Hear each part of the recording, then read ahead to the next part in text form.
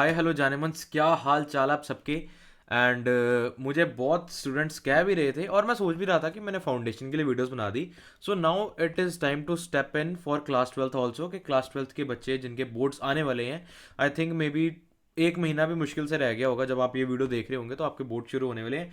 तो मैंने सोचा क्यों नहीं आपके लिए भी वीडियोस बनाई जाए ताकि आपकी भी हेल्प हो पाए। And today I am here with class twelfth accountancy strategy. In detail strategy बताऊंगा मैं। अगर आपने तैयारी बहुत अच्छी नहीं भी करी हुई, चाहे आप मिडिल ग्राउंड पे भी हो, क्योंकि मैं इस चीज़ से इस वजह से रिलेट कर सकता हूँ क्योंकि मेरे प्री बोर्ड्स में 42 आए थे। And I took that score to 95 in my boards. देखो मैं पर्सनली बताऊँ, कुछ बहुत एक्स्ट्रा ऑर्डिनरी नहीं किया, बस मेरी स्ट्रैटेजी थी, मैंने उसको फॉलो करना था। एंड प्री बोर्ड मेरे 42 इस वजह से आए थे क्योंकि मैंने अटेम्प्ट 60 का किया, तो आई गॉट 42 आउट ऑफ 60। तो आई वॉज सेटिस्फाइड कि चलो 60 में से 42 आ गए, अगर मैं 90 करूंगा तो 80 85 तो आ ही जाएंगे। But still I got 95 and where I lost 5 marks, मैं वो भी बताऊंगा। और बातें बहुत हो गई हैं, अब मैं आपको मिलता हूँ लैपटॉप स्क्रीन पे इन 3 2 1। So here I am on my laptop screen and I hope I am visible. So here it is how I got 95 in my class 12th accounts CBSE में। अपनी मार्कशीट भी कहीं ना कहीं आसपास आपको दिख रही होगी। तो मेरे प्री बोर्ड्स में 42 आए थे, मैंने वो चीज़ बता दी है। And this was my last 1 month strategy, क्योंकि मैं लास्ट 1 2 महीने ही अच्छी तरह पढ़ा था। फ्रैंकली स्पीकिंग, मैं कुछ बहुत ज़्यादा साल से स्टार्टिंग से नहीं पढ़ रहा था, पूरी साल मस्तियाँ मारी हैं। एंड वो भी स्टोरीज बताने के लिए बहुत है, बट हाँ अभी पढ़ने की बात है। सीरियस होके 5 मिनट बैठ के मेरी बातें सुन लो, टिक जाओ, ठीक है। लास्ट मंथ स्ट्रैटेजी मैंने क्या फॉलो करी। First of all I focused on concepts को भगवान बना लिया। कंसेप्ट क्लियर नहीं होंगे, रट्टे मारोगे, रट्टे मार के 60 70 आ जाते हैं। अगर आपको 90 95 चाहिए, रट्टे मार के कुछ नहीं बनेगा। कंसेप्ट्स को अपना भगवान बना लो, भगवान मेरी तरह। तो कंसेप्ट्स को अपना भगवान बना लो। और अगर कंसेप्ट्स क्लियर हो गए तो दुनिया का जौन सा मर्जी क्वेश्चन आए, अगर कोई मुश्किल से मुश्किल क्वेश्चन भी आ जाएगा ना, अगर 6 नंबर का क्वेश्चन मुश्किल होगा, उसमें से कंसेप्ट क्लियरिटी होगी, आप स्टेप मार्किंग से उसमें से 4 नंबर ले जाओगे।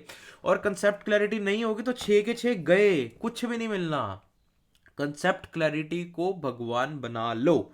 बार बार बोलता अच्छा नहीं लगता, समझ जाओ। मैंने करा क्या लास्ट 1 मंथ में, कंसेप्ट क्लैरिटी कैसे करनी है मैंने देखे वन शॉट्स। थोड़ा बहुत बेसिक्स वोक्सिक्स तो पता थे, बट हाँ वन शॉट्स के ऊपर फोकस किया, वन शॉट लेक्चर्स देखे। एंड वन शॉट्स को देखते देखते या तो उसको देखने के बाद मैं बनाता था OPNs. What is OPN? OPN means 1 page notes. One shots देखे, लेक्चर्स देखे, ओपीएन बनाए। ओपीएन से क्या होता है, एक बार आपको याद भी हो जाता है मैंने क्या पढ़ा क्या नहीं। और एक जगह ना वो छोटा सा, मतलब जैसे अकाउंट्स का इतना बड़ा चैप्टर है, उसको 2 3 पेज में लिख के, 4 पेज में लिख के बंदा खत्म कर देता है। 2 कॉम्प्रिहेंसिव क्वेश्चन लेता है, हर एक टॉपिक का एक एक क्वेश्चन लिख देता है उसके ऊपर, और फटाफट छोटे से लाइन में कंसेप्ट लिख देता है। 4 5 6 पेजेस में पूरा चैप्टर खत्म। लेक्चर्स देखो, 1 पेज नोट्स बनाओ। अगर कोई चीज़ नहीं समझ, 1 पेज नोट्स बनाते बनाते ये भी पता लग जाता है कि मुझे ये समझ लगा कि नहीं लगा, ठीक है। लेक्चर्स देखो, 1 पेज नोट्स बनाओ, लेक्चर्स के ऊपर फोकस करो, मेरी कंसेप्ट क्लैरिटी होनी ही चाहिए।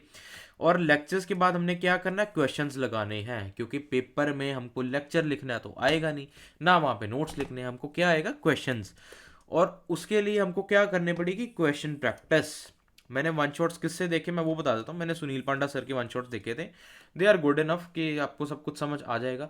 इट मे और may not work for you. अगर आपको कोई और टीचर अच्छे लगते हैं आप उनसे भी पढ़ सकते हो, but Sunil Panda sir worked for me. मैंने ज़्यादा इधर उधर सोचने की कोशिश, मतलब ज़्यादा धक्के खाने का वो ही नहीं आया, मुझे मौका ही नहीं मिला। सुनील पांडा सर की मुझे चीज़ें समझ आ गई, तो मैंने कहा इसके ऊपर ही रिलाई करता हूँ, इधर उधर क्यों जाऊँ मैं।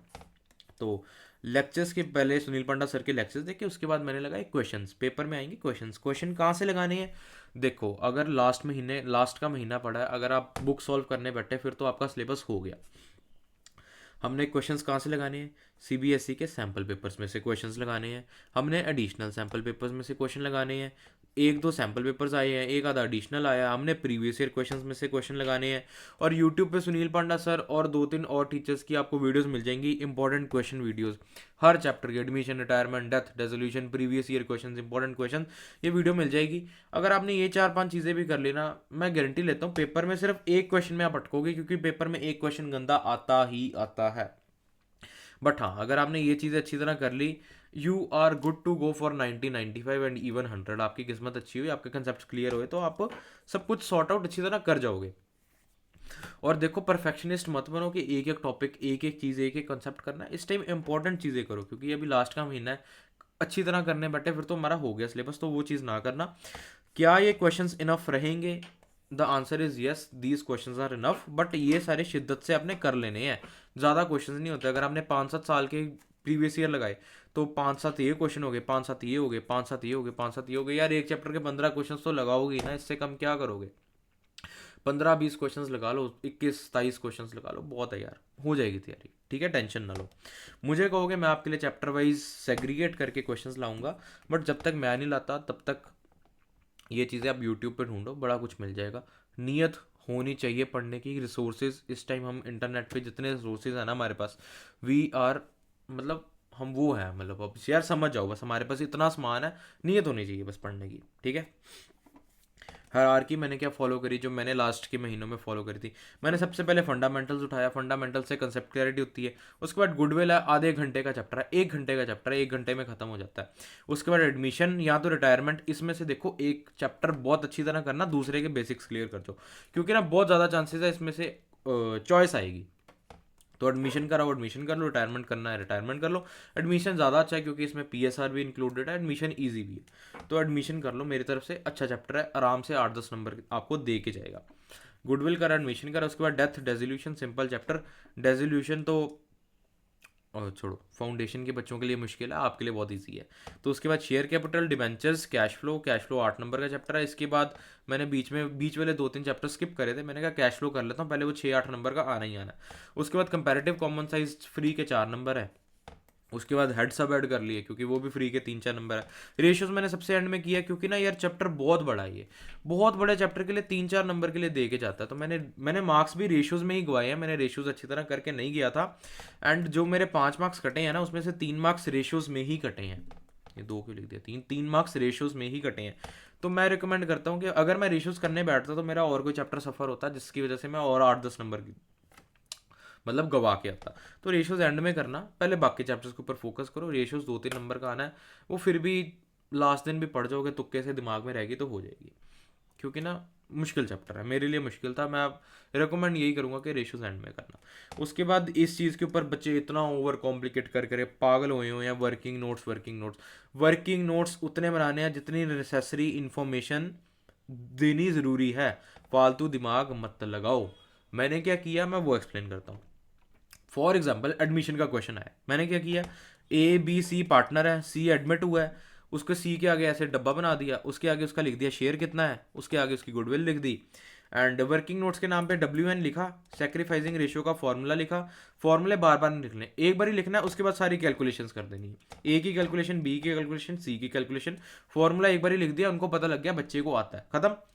उसके बाद वर्किंग नोट्स बनाया, ऊपर लिखा गुडविल, गुडविल का सीधा फॉर्मूला लिख दिया कि मतलब एक कैलकुलेशन करके दिखा दी, उसको ए और बी में डिवाइड कर दिया, ज़्यादा मोती नहीं फिर उन्हें, उनको बस बताना है कि हमने ये गुडविल यहाँ पे निकाली हुई। क्योंकि अगर उन्होंने वर्किंग नोट्स पढ़ने हैं ना, उन्होंने ये नहीं पढ़ना कि तूने क्या क्या लिखा है। वो क्या देखेंगे, ये देखेंगे, वो कहेंगे ठीक है, टिक मारेंगे। गुडविल देखेंगे, टिक मारेंगे। वो एक एक वर्किंग नोट्स पढ़ने नहीं बैठे, उनके पास इतने पेपर हैं पढ़ने के लिए, चेक करने के लिए। रिवैल्यूएशन क्या करना है, रिवैल्यूएशन लिखा, डेबिट क्रेडिट, ऐसे लाइन ऐसे लाइन। उसके बाद और इसके अलावा मैंने कुछ भी नहीं किया। अमाउंट की भी ये अलग लाइन नहीं मारी थी मैंने, ऐसे ऐसे बस टी शेप बना दिया, खत्म। डेबिट क्रेडिट रिवैल्यूएशन खत्म। Building plant, amount amount to partners capital ABC, खत्म। बस इतना छोटा सा काम है। यहाँ पे वैसे टू नहीं आता, यहाँ पे बाय आता है, जो भी आता है छोड़ो। शेयर कैपिटल का क्वेश्चन है, 2 लाख अमाउंट, जैसे 2 लाख शेयर है, जैसे हाँ 2 लाख शेयर है, उसमें से 1.5 लाख बंदे को शेयर मिला है। यहाँ पे प्रोराटा का टेबल बना दिया। 10 रुपये की अलॉटमेंट है, 10 रुपये की एप्लीकेशन है, 15 रुपये की अलॉटमेंट है, 20 रुपये की फाइनल कॉल है, और अलॉटमेंट में 10+5 की एक वो है कि 5 का प्रीमियम है। सिंपल से वर्किंग नोट्स है। ये प्रोराटा का आपका टेबल बना दिया सिंपल सा, कि 1 लाख बंदे को 1 लाख शेयर मिल गया, 50,000 बंदे को नहीं, यहाँ पे 1 लाख लिखना चाहिए था, इतने बंदे को इतना शेयर मिल गया। बस आप समझ जाओ यार, ऐसे छोटा सा टेबल बनाना है। उसके बाद वर्किंग नोट्स के नाम पे आपको क्या करना है, एक एक चीज़ लिख के नहीं दिखानी। वर्किंग नोट्स एप्लीकेशन, छोटी सी कैलकुलेशन करके दिखानी कि एप्लीकेशन में क्या आया क्या नहीं, और क्या हमने रिफंड कर दिया या तो हमने क्या एडजस्ट कर दिया। अलॉटमेंट आई, अलॉटमेंट की अमाउंट लिखी, कॉल इन एरियर्स है तो वो माइनस करे, यहाँ पे अमाउंट लिख दी, खत्म, you are good to go. इससे ज़्यादा दिमाग नहीं लगाना, कोई ज़रूरत नहीं पड़ेगी। And here you are done and dusted for this strategy. अगर आपको इंपॉर्टेंट क्वेश्चन या तो इंपॉर्टेंट टॉपिक्स की वीडियो चाहिए तो कमेंट्स में आपको डाल लो कि भैया हमारे लिए इंपॉर्टेंट क्वेश्चंस या तो इंपॉर्टेंट टॉपिक्स की वीडियो लेके आओ, ये टॉपिक्स कर जाओगे, आपके 80-90 तक मार्क्स आ जाएंगे। हर साल रिपीट होती है। 70-80% आपका पेपर प्रिडिक्टेबल होता है, वो एक ही चीज़, एक ही मतलब एक ही आइडिया के अराउंड रिवॉल्व करता है वो। अगर कहोगे तो मैं ले आऊँगा। उसके लिए अगर आपको चैप्टर वाइज वेटेज चाहिए उसके लिए भी वीडियो मैं ले आऊँगा, बट मुझे कमेंट्स में अच्छा रिस्पॉन्स दो यार। ऑब्वियसली मुझे थोड़ी सी मोटिवेशन दो, मुझे थोड़ा सा रिस्पॉन्स अच्छा दो, मेरे अंदर भी मोटिवेशन है कि मैं आपके लिए और कंटेंट लेके आऊँ।